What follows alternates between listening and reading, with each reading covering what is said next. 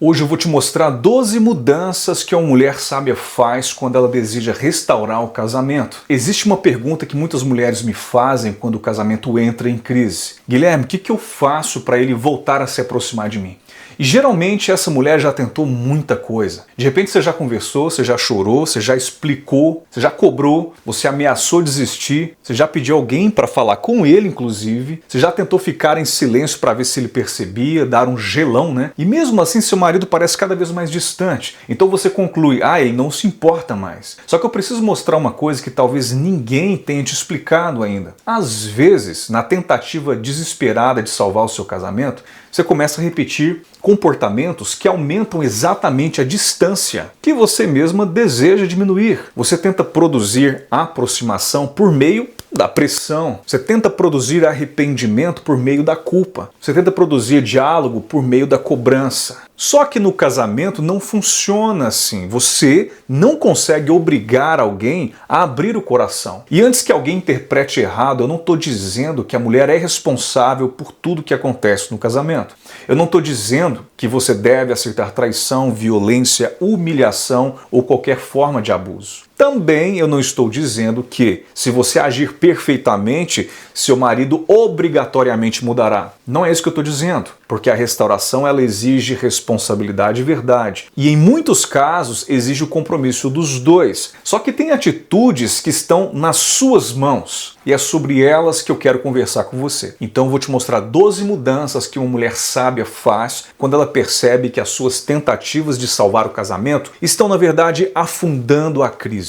Talvez algumas delas incomodem você. O meu objetivo não é condenar você, ok? Meu objetivo é te ajudar a enxergar o que pode estar acontecendo dentro da dinâmica do seu casamento. Primeiro, você para de transformar toda conversa em um julgamento do relacionamento. Quando o casamento está ferido, qualquer situação pode se transformar em uma discussão sobre tudo. Ele chega mais calado e você pergunta, você não gosta mais de mim? Ele demora a responder uma mensagem e você fala, você nunca me prioriza. Ele esquece alguma coisa e imediatamente aparecem 10 anos de erros na conversa. Perceba isso, você já não está discutindo o fato presente, você está julgando o casamento inteiro. Toda conversa vira um tribunal. Existe acusação, defesa, provas antigas, testemunha e uma sentença já preparada. E quando uma pessoa sente que qualquer frase poderá ser usada contra ela, ela começa a falar menos. Não necessariamente porque ela não sente nada.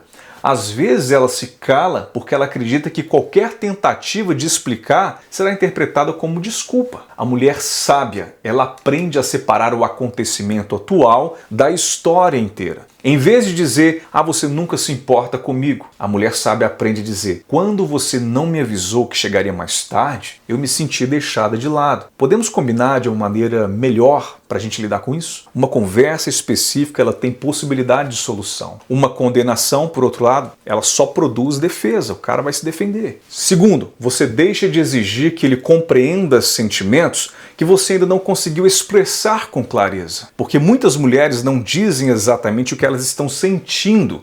Elas demonstram, mudam o tom da voz, ficam frias, respondem de maneira curta e seca, elas suspiram, esperam, e quando o marido não percebe, a frustração aumenta. Então vem a frase, eu não deveria precisar explicar para você. Só que sim. Em muitos momentos você precisará explicar. Seu marido não possui acesso automático aos seus pensamentos. E amor não transforma ninguém em leitor de mente. Talvez você não esteja apenas com raiva. Talvez você esteja com medo. Talvez por trás da cobrança exista uma mulher pensando, será que ele ainda me escolhe? Só que enquanto isso não é dito, não é falado com clareza, ele responde apenas a essa raiva que ele está vendo em você. A comunicação muda quando você para de esconder vulnerabilidade atrás de agressividade. Terceiro ponto, você para de usar o passado como arma para toda discussão. O passado precisa ser tratado, sim. Pecados não devem ser varridos para debaixo do tapete, não. Traições, mentiras, abandono emocional e promessas quebradas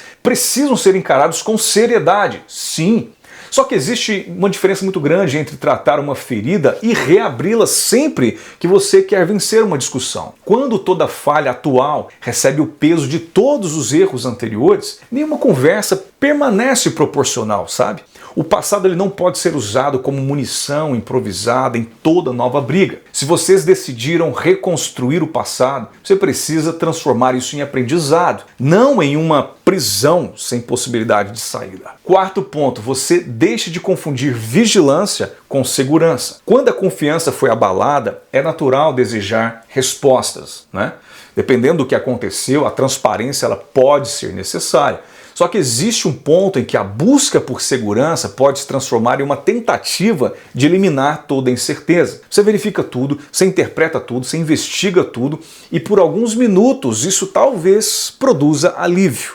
Mas logo logo a ansiedade encontra uma nova coisa para investigar. Segurança não é saber absolutamente tudo o que o outro pensa. Segurança é perceber coerência entre palavras e comportamentos ao longo do tempo. O quinto ponto, você para de envolver pessoas demais no conflito do casal. Quando a mulher está ferida, é natural ela querer apoio de algumas pessoas. E você não precisa enfrentar tudo sozinha. Mas ajuda não é a mesma coisa que exposição. Quando cada discussão de vocês é contada para todo mundo, amigas, familiares, grupos de mensagem, pessoas da igreja, nós temos um problema aqui. Talvez você se acalme e decida reconstruir. Só que quem ouviu apenas a pior parte da história vai continuar olhando para o seu marido a partir daquele episódio. O casamento precisa de ajuda, não de plateia. Sexto ponto, você deixa de testar o amor do seu marido. Algumas mulheres criam testes sem perceber. Elas ficam distantes para ver se ele vai procurar ela. Elas dizem que vão embora para ver se eles vão pedir para elas ficarem. Essas mulheres criam ciúmes para observar a reação do marido. Mas testes emocionais produzem ansiedade, não intimidade. Quando você precisar de aproximação, peça por aproximação. Quando você precisa de atenção, diga que você precisa de atenção. Fale isso. Quando você está insegura, fale sobre insegurança. Então, assim, vulnerabilidade ela pode parecer mais arriscada, só que ela é muito mais honesta. Sétimo ponto, você para de acreditar que toda restauração precisa começar com uma grande conversa. Muitas mulheres ficam esperando o momento perfeito. Uma conversa longa, uma noite sem interrupções. Só depois disso que elas começam a imaginar que o casamento vai poder mudar. Só que muitos relacionamentos não são reconstruídos por um único acontecimento extraordinário. São reconstruídos por pequenas experiências repetidas, com segurança. Uma conversa tranquila, um pedido de desculpa sincero, uma oração feita juntas, pequenos sinais. Então não despreze os pequenos sinais de saúde. Oitavo ponto, você deixa de usar a fé para pressionar o seu marido. A palavra de Deus ela deve orientar o marido, mas textos bíblicos não devem ser usados como instrumentos de humilhação. Existem mulheres que enviam pregações como indiretas para o marido. Agora a carapuça vai servir, agora a ficha vai cair. Elas comparam o marido com outros homens e dizem, se você fosse um homem de Deus. Talvez exista verdade no conteúdo, só que a forma transforma a verdade em arma. A palavra de Deus confronta todos nós. Ela não foi entregue para que a esposa ocupe permanentemente o lugar do Espírito Santo na vida do marido. Nono ponto, você para de abandonar a própria vida enquanto tenta salvar o casamento. Existe uma mulher que deixa de dormir, deixa de cuidar da saúde, perde o interesse pelas coisas que gostava antes. Passa o dia inteiro tentando interpretar o marido. Ela chama isso de lutar pelo casamento. Só que, em muitos casos, ela está apenas se perdendo dentro da crise. Cuidar de si mesma não significa desistir do casamento. Significa recuperar a estabilidade para enfrentá-lo com sabedoria. 10º ponto, você deixa de pedir mudança sem estabelecer critérios observáveis. Vamos lá, frases como eu quero que você mude, quero que você seja mais presente, são frases que parecem claras, só que não. O que exatamente significa isso? Como vocês saberão que houve progresso? Mudanças vagas produzem promessas vagas. Acordos claros permitem perceber crescimento real. 11. Você para de assumir toda a responsabilidade pela restauração. Tem mulheres que fazem tudo.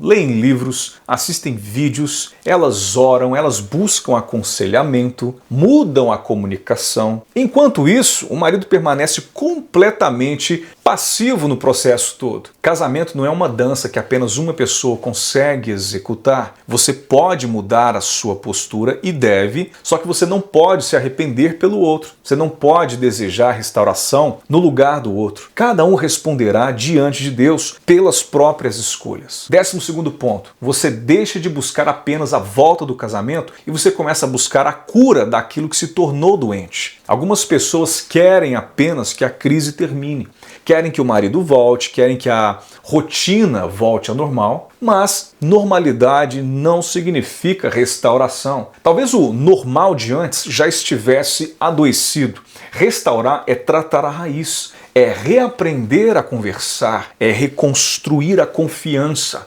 recuperar a amizade, é colocar Cristo não apenas nas palavras, mas também na forma como vocês se tratam todos os dias.